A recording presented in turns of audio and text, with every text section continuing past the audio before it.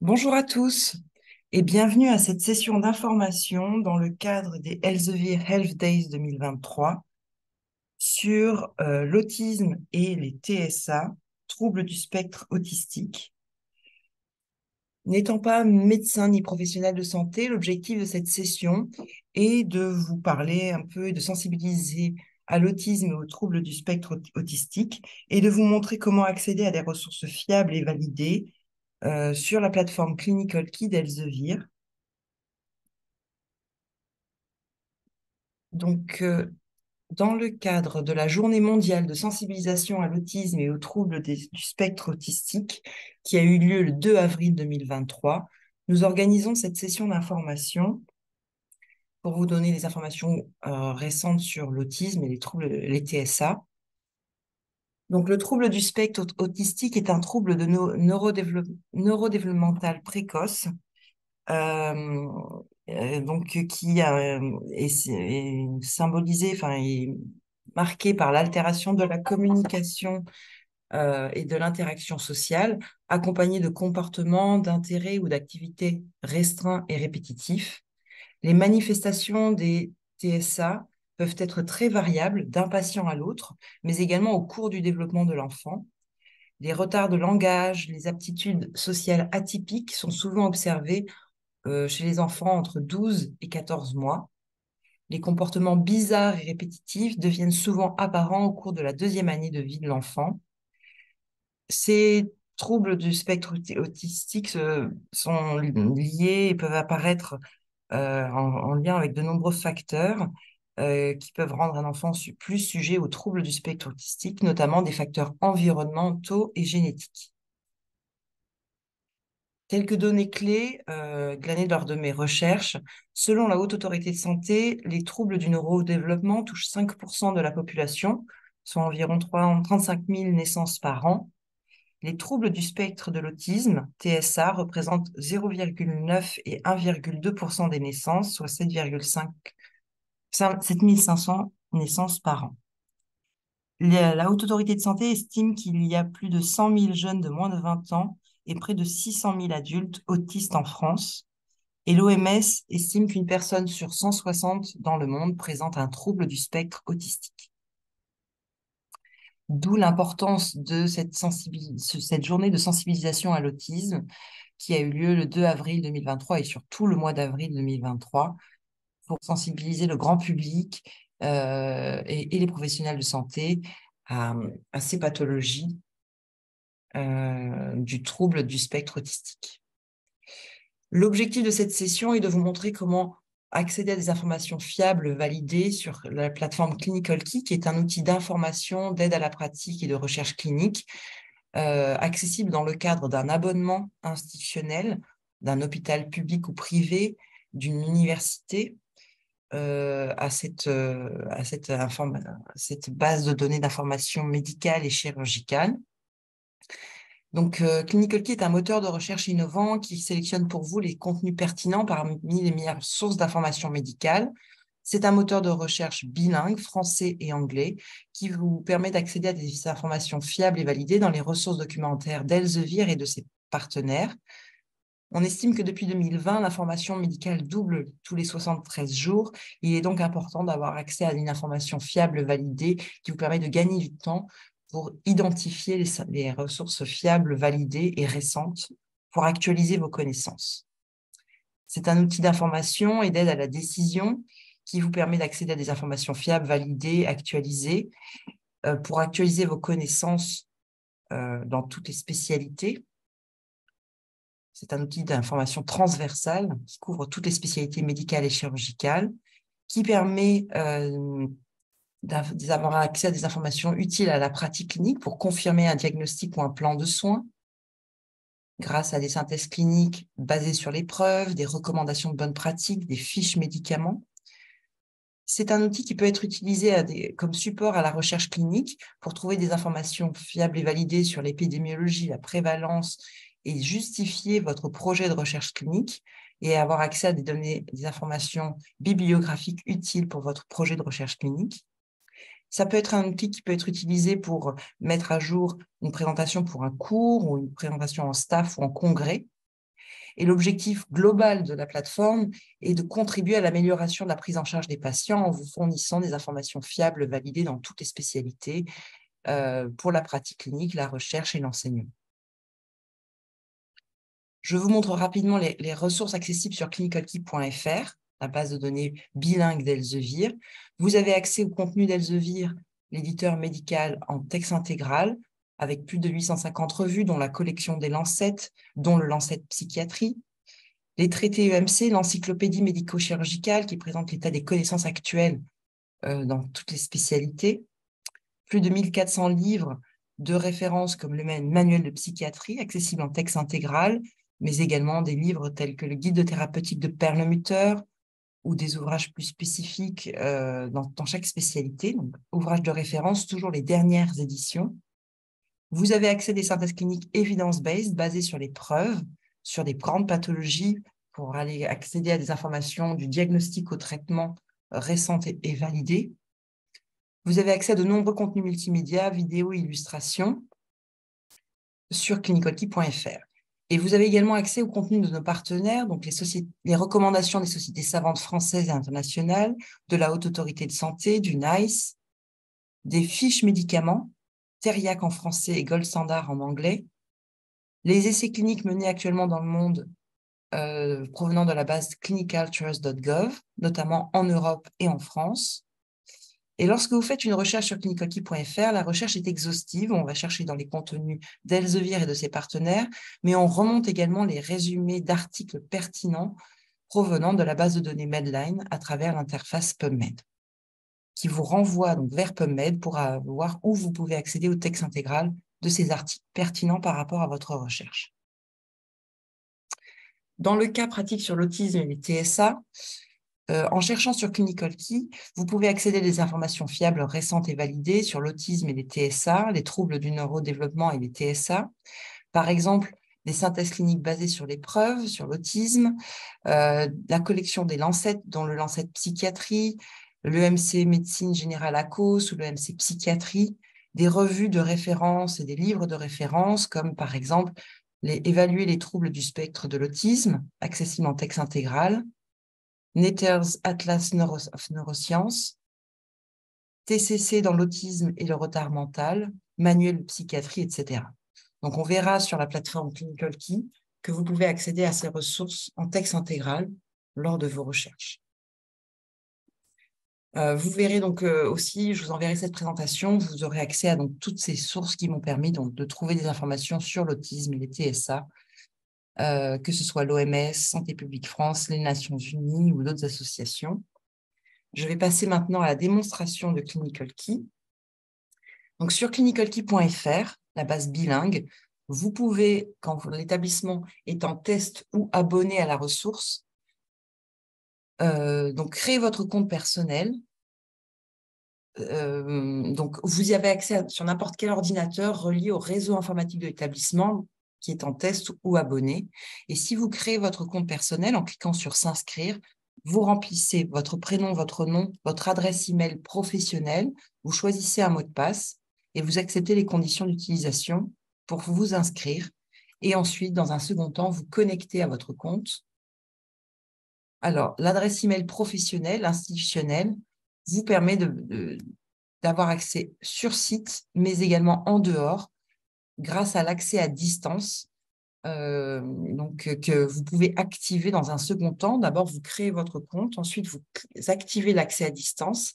Ça ne fonctionne pas avec les adresses email personnelles, type Gmail, Yahoo, etc. Mais vous pouvez donc mettre votre adresse email professionnelle pour activer l'accès à distance. Le compte personnel vous permet donc un accès à distance sur votre téléphone, tablette, donc un accès nomade en tout lieu, et également à domicile pour continuer vos recherches d'informations. Et on peut sauvegarder des contenus, sauvegarder des images pour les exporter sur PowerPoint. C'est tout l'intérêt du compte personnel, avoir accès à l'historique de recherche, aux recherches sauvegardées, etc. Sur la page d'accueil de clinicalkey, vous pouvez parcourir par type de contenu pour voir donc, des ressources qui sont utiles à la pratique, les traités EMC, l'encyclopédie médico-chirurgicale, les synthèses cliniques internationales et basées sur les preuves, evidence-based, des fiches médicaments, des informations sur les familles de médicaments, des recommandations de bonnes pratiques françaises et internationales, mais également des calculateurs cliniques qui peuvent être utiles suivant vos recherches. Et pour approfondir vos connaissances, vous avez accès en texte intégral à des livres de référence, plus de 1400, plus de 850 revues médicales internationales éditées par Elsevier, accessibles en texte intégral, des vidéos de procédures médicales ou chirurgicales et de nombreux contenus multimédia utiles pour illustrer vos présentations. L'intérêt, donc, c'est de pouvoir accéder par type de contenu, mais surtout par thématique. Vous pouvez faire une recherche par concept clinique, une pathologie, un médicament, une procédure médicale ou chirurgicale. Donc, dans le cas présent, si je cherche autisme, j'ai des suggestions de recherche. Là, le concept clinique autisme, la pathologie, mais également, on vous oriente vers des livres, prise en charge comportementale et cognitive du trouble du spectre autistique, etc., etc. Donc, par défaut, on cherche dans tous les contenus que j'ai cités, revues, livres, EMC, synthèse clinique, essais cliniques, etc. Vous avez soit une vue classique qui vous propose les résultats qui apparaissent comme ceci, avec la source, le type de contenu, le titre, la source et l'auteur, les noms des auteurs. Mais ce qui est intéressant aussi, c'est la nouvelle vue qui présente les résultats avec un résumé qui permet d'affiner la pertinence des résultats de recherche qui vous sont proposés. Vous pouvez également donner votre avis sur la pertinence des résultats. Donc, on a sur la thématique de l'autisme une grosse littérature médicale avec plus de 24 000 résultats. Un conseil, c'est de chercher par focus clinique. Si vous filtrez, au lieu de chercher dans tous les contenus, vous cochez la case focus clinique et vous relancez la recherche, vous verrez apparaître une liste de résultats affinés, classés par pertinence, avec ici une recommandation de la Haute Autorité de Santé sur l'autisme et les conséquences légales, publiée dans l'EMC Psychiatrie en 2021. Un chapitre du livre Bradley and Darrows Neurology and Clinical Practice sur l'épilepsie, mais avec un paragraphe ici sur l'autisme et les troubles du spectre autistique. Donc là, vous êtes redirigé directement vers ces paragraphes qui traitent de ces pathologies. Donc là, on est sur un livre de référence en neurologie, édité en 2022, et vous avez ici des informations sur les troubles du spectre autistique avec des critères de diagnostic, la définition des liens vers d'autres recommandations de bonnes pratiques. Donc, pour ce chapitre de livre, vous avez une table des matières dynamiques qui apparaît ici, et la possibilité donc de lire en ligne l'article et de cliquer sur télécharger le PDF pour enregistrer en local, non pas le livre entier, mais ce chapitre consacré à l'autisme, que vous pouvez enregistrer en local sur votre ordinateur pour le lire hors connexion par la suite. Donc, vous voyez cette icône, télécharger le PDF. Donc, ici, on a affiné les résultats, 1107 résultats, que vous pouvez ensuite classer filtrer par langue. Vous avez 343 résultats en français, 764 en anglais. Et les types de contenus sélectionnés dans le cadre du focus clinique, ce sont les livres, les revues, les EMC, les recommandations de bonnes pratiques, qui sont utiles pour la pratique clinique et essentielles à la pratique clinique. On peut filtrer également par spécialité. On voit ici le nombre de résultats par spécialité. Donc ici, en neurologie, on a 161 résultats, 291 en psychiatrie santé mentale. Donc, vous pouvez encore affiner les résultats en cochant la case de votre choix, la spécialité de votre choix. Donc là, on voit recommandations de bonnes pratiques, articles de revue, traités EMC, etc.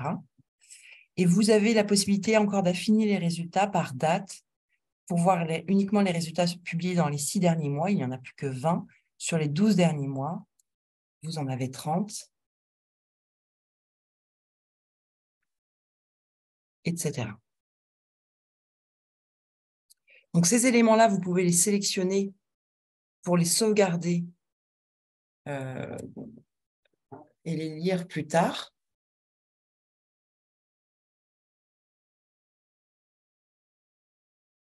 Donc là, j'ai sélectionné 2 éléments.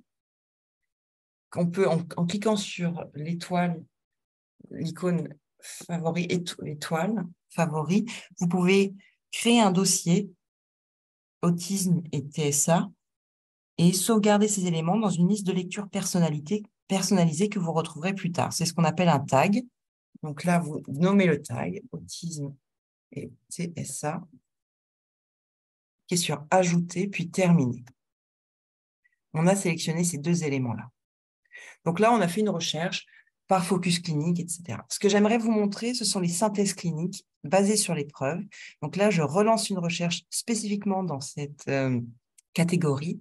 Et vous avez ici différentes synthèses cliniques en lien avec l'autisme et les TSA, mis à jour en fonction de l'évolution des connaissances sur cette pathologie.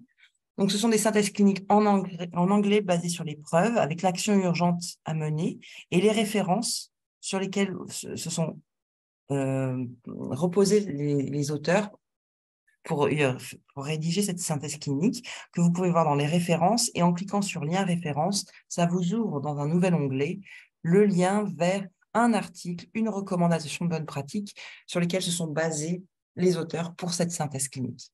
Les points clés, la description de cette pathologie, les points clés, les éléments à savoir, la classification de cette pathologie, notamment par le DSM-5, les signes cliniques qu'on peut observer chez les patients, qui peuvent varier. On a vu que ça peut être vraiment des choses variées, mais un comportement répétitif et restreint, des difficultés d'interaction sociale et de communication, des informations sur l'examen clinique, avec parfois, dans 25% des cas d'autisme, une macrocéphalie avec une circonférence de la tête qui excède le 97e percentile, voilà, des anomalies moteurs, etc. Vous avez des données sur les causes et facteurs de risque qui peuvent être donc multifactoriels, neurobiologiques, génétiques, etc. La partie procédure diagnostique, ici, vous avez également aussi des arbres décisionnels qui peuvent vous aider à orienter votre diagnostic ou le confirmer grâce à cet élément-là, que vous pouvez sauvegarder dans n'importe quel contenu, ou vous pouvez le sauvegarder dans un dossier pour l'exporter ensuite sur PowerPoint. Si vous avez une présentation à faire en staff, en congrès, on va créer une nouvelle présentation, autisme, et TSA, 2023, sauvegarder. Donc, on ajoute cette image-là pour ensuite l'exporter sur PowerPoint. Je vous montrerai ça dans un deuxième temps. Donc, les tests recommandés pour confirmer votre diagnostic. Diagnostic différentiel, qu'est-ce qui distingue l'autisme ou les TSA d'autres pathologies, comme les difficultés auditives ou d'autres retards développementaux de développement. Et la partie traitement, avec les options thérapeutiques, qu'elles soient médicamenteuses. Ici, vous avez la partie traitement médicamenteux, avec les références vers donc des références et d'autres ressources, des informations voilà, sur d'autres thérapies non médicamenteuses, et toujours les références, les sources indiquées ici. Donc, la complication et les pronostics, tout ce qui est prévention, voilà, c'est vraiment très complet et à la fois très synthétique pour trouver rapidement un point spécifique sur cette grande synthèse clinique basée sur les preuves, et toutes les références sont clairement indiquées ici. Donc là, on peut cliquer sur l'étoile pour sauvegarder ça dans le dossier que je viens de créer sur l'autisme et les TSA. Donc là, je ne vais pas créer un nouveau dossier, je vais ajouter cette synthèse clinique basée sur les preuves à un tag qui existe également, que je viens de créer, autisme et TSA.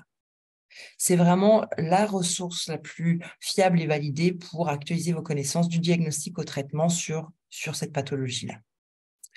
Donc là, retour au résultat, on a plusieurs éléments qui apparaissent, donc des synthèses cliniques. Ce qui est intéressant aussi, c'est de faire une recherche ciblée dans les revues, pour actualiser vos connaissances. Donc là, vous avez deux options. Voir les revues, les articles en texte intégral édités par Elsevier. On édite nombreuses revues qui peuvent être utiles pour cette thématique-là.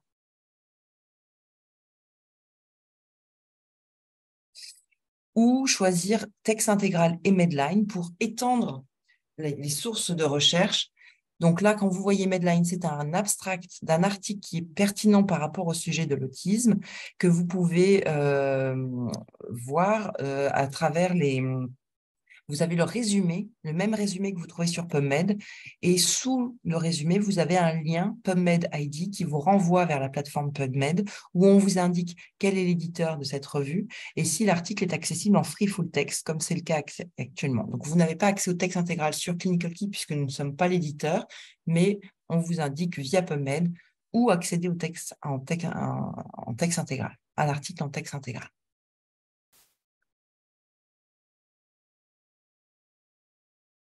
Donc, vous voyez ici voilà, la différence entre Medline, résumé, ou un article de revue. Quand vous voyez revue, vous pouvez lire l'article en texte intégral.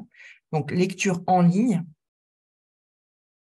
et la possibilité de télécharger le fichier PDF pour les revues, les livres et les EMC. En cliquant sur cette icône PDF, si vous êtes connecté à votre compte personnel, vous pouvez accéder à l'article en texte intégral et le sauvegarder pour le lire hors connexion. Donc, vous avez ici donc, des informations sur l'autisme en général. Après, on peut faire une recherche plus spécifique sur les complications, diagnostics différentiels, facteurs de risque. Si vous menez un projet de recherche clinique, vous pouvez aller voir les facteurs de risque et trouver des ressources bibliographiques utiles pour votre projet de recherche clinique.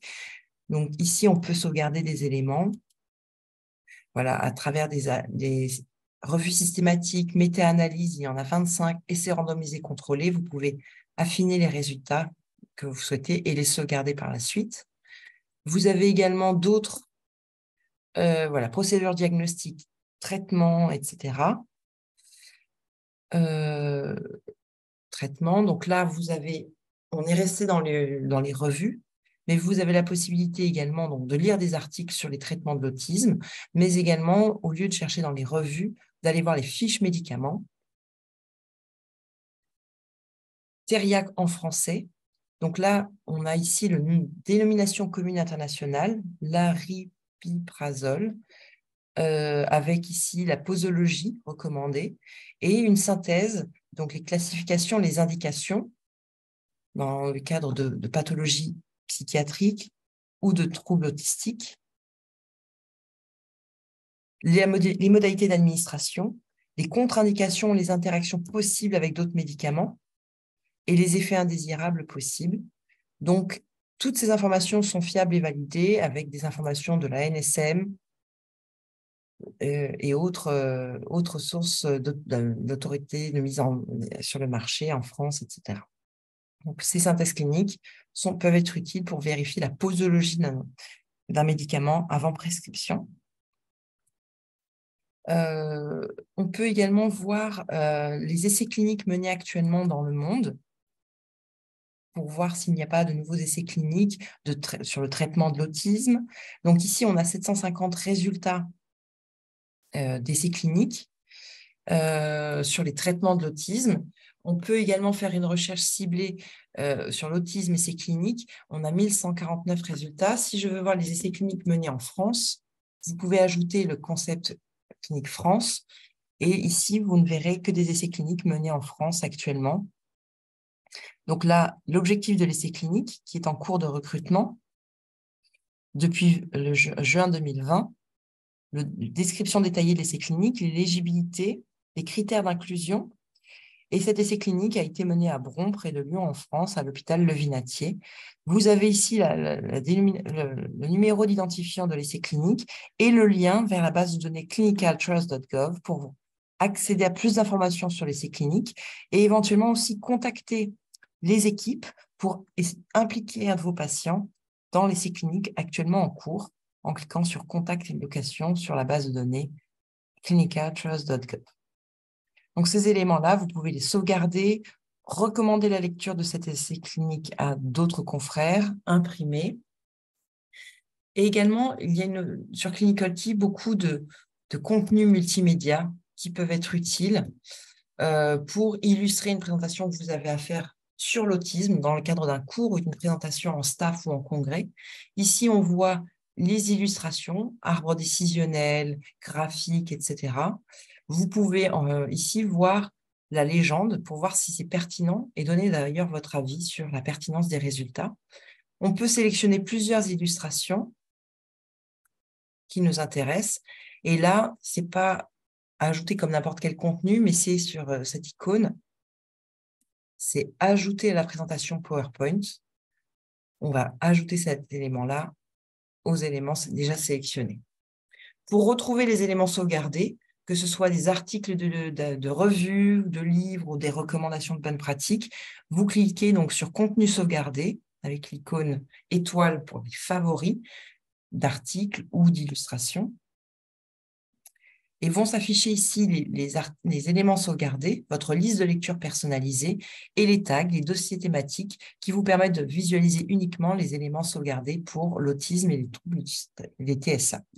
Vous pouvez sélectionner les 3 éléments pour les partager, recommander la lecture de ces articles-là, articles de livres, synthèse clinique, etc., à la personne de votre choix, avec qui vous travaillez sur un projet commun. Ça n'envoie pas un PDF, mais un lien vers cet article de l'EMC, de revue, etc. Et la personne pourra y accéder si elle est connectée sur un ordinateur de l'établissement, en test ou abonné, ou connectée à son compte personnel à domicile. Dans l'onglet « Présentation », on va retrouver des images sauvegardées sur les différentes thématiques. Si vous menez un cours sur l'autisme, vous pouvez exporter ces images sur PowerPoint en cliquant sur ce lien « Exporter ». Ça télécharge les images en haute définition ainsi que les références à maintenir par respect des droits d'auteur. Et vous avez le droit de les utiliser à des fins non commerciales pour une présentation en cours, en staff ou en congrès. Vous voyez, on a l'image en haute définition, la légende et les copyrights. Vous pouvez utiliser ces éléments-là. La seule chose qu'on demande, c'est de maintenir les références par respect pour les droits d'auteur. Et vous avez le droit de les utiliser pour un cours, etc. Donc, c'est très facile à utiliser. Vous pouvez voir votre historique de recherche, voir toutes les recherches menées actuellement, que vous avez menées sur Clinical Key en étant connecté à votre compte, et sauvegarder des recherches. Si pour vous, suivre les essais cliniques menés en France sur l'autisme est important, vous cliquez sur l'onglet « Favoris » pour retrouver dans les recherches sauvegardées et pérennisées votre recherche autisme France essais cliniques et relancer la recherche dans 15 jours pour voir s'il y a de nouveaux essais cliniques sur le sujet en France, relancer la recherche. Donc, c'est un outil qui est facile d'utilisation, très intuitif. Vous pouvez naviguer par type de contenu, par mots-clés. Il y a un centre de ressources qui vous permet d'aller voir des vidéos tutoriels pour qui vous explique comment sauvegarder des contenus, les exporter, les partager. Ce sont des vidéos en français qui vous expliquent voilà, l'essentiel du Clinical Key, ainsi que des guides d'utilisation, comment activer son accès distant, comment paramétrer le lien entre Clinical Key et PubMed pour gagner du temps. Donc, les contenus accessibles sur la plateforme, les retours d'expérience d'autres professionnels de santé qui utilisent la plateforme et les prochaines sessions de formation en ligne auxquelles vous pouvez vous inscrire et voir les précédentes sessions. Prochaines dates sont indiquées ici, le 27 juin sur l'hémochromatose, dans le cadre de la Semaine nationale de sensibilisation de l'OMS, voir les replays des sessions passées, celle du 28 février sur les maladies rares. Donc, n'hésitez pas à en parler autour de vous. Dernière chose que j'aimerais vous montrer. Donc, le centre de ressources pour accéder à plus d'informations sur la plateforme. Donc, si vous êtes abonné, vous n'hésitez pas à me contacter. Je suis responsable de formation Clinical Key. Donc, vous avez mes coordonnées. Si votre établissement n'est pas abonné à Clinical Key, mais que vous voulez mettre en place un test pour votre centre hospitalier, votre hôpital privé, votre université, vous pouvez demander la mise en place d'un test et on se mettra en contact avec la direction d'établissement pour ouvrir un test institutionnel. J'espère que cette session vous aura été utile et que vous trouverez des informations utiles sur l'autisme et les troubles des spectres autistiques. Bonne continuation et merci à tous.